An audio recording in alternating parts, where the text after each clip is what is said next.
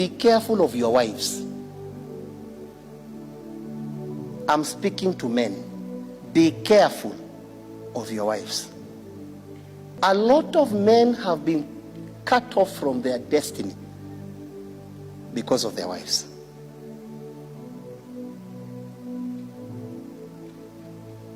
Did I say, brothers, did you hear my statement?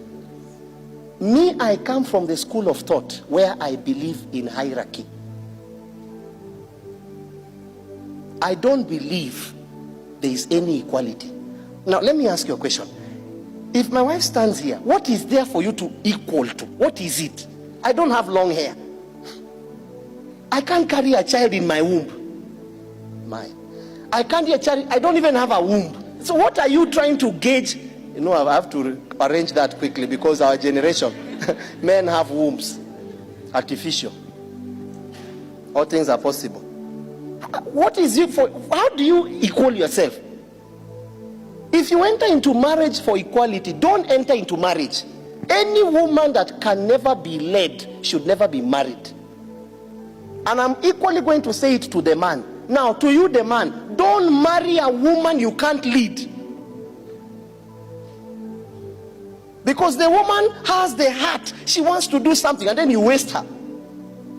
Every time she's trying to do something, you sit on her. You can't do that. I'm the man of the... Then if you're the man of the house, lead. How can you be the man of the house and we don't know where we are going? When your wife asks for the school for your children, you don't know. Where is rent coming from? You don't know. And you want to marry. Because sometimes I don't want to break your heart. You know, you already come to me telling me I want to marry. You don't ask me. So when you tell me I'd go ahead. And I eat your rice. That day have to eat.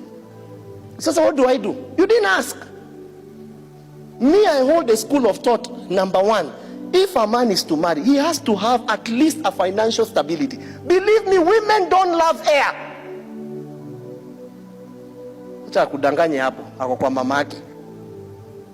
Women, there is no woman, not even my wife. There is no woman. I've realized something. Do you realize women, their love has conditions. A man's love should not have conditions. Husband, love your wife as Christ loved the church. No condition. But a woman, there is a lot of condition. Now, you realize something. If you provide anything and that day she is happy, the happiness will show in everything. I've seen it. Even your own sister, brother, your own daughter, you buy her shoes. That day she will tell you all the words she has never told anyone in her whole entire life. Daddy, I love you, I love you, I love you, I love you.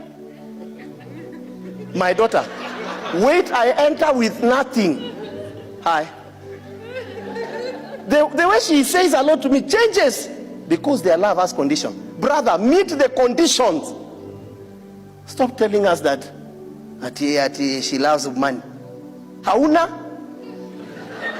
You don't have. Please, my people, those of you that have not married, listen to am I speaking to you?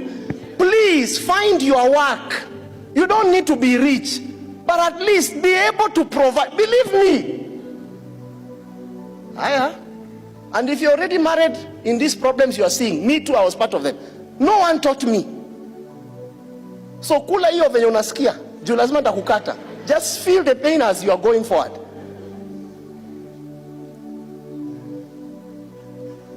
Women don't love nothing. The man that Eve fell in love with had 5 capacities. He was already in Eden. He knew God. He was working the ground. You're not listening. And number 4, he was a man. He was not a boy. Stop marrying boys, women. Who is a boy? Any person that is a male and cannot offer direction. That's a boy.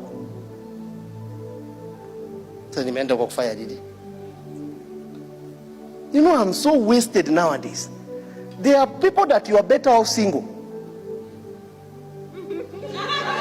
Be careful of your wives.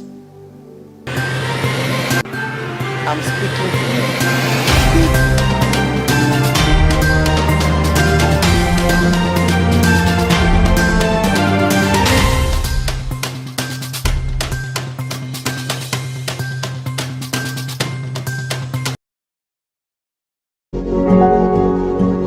You are watching Pacific Waves Television, USA, a place of nourishment. Pacific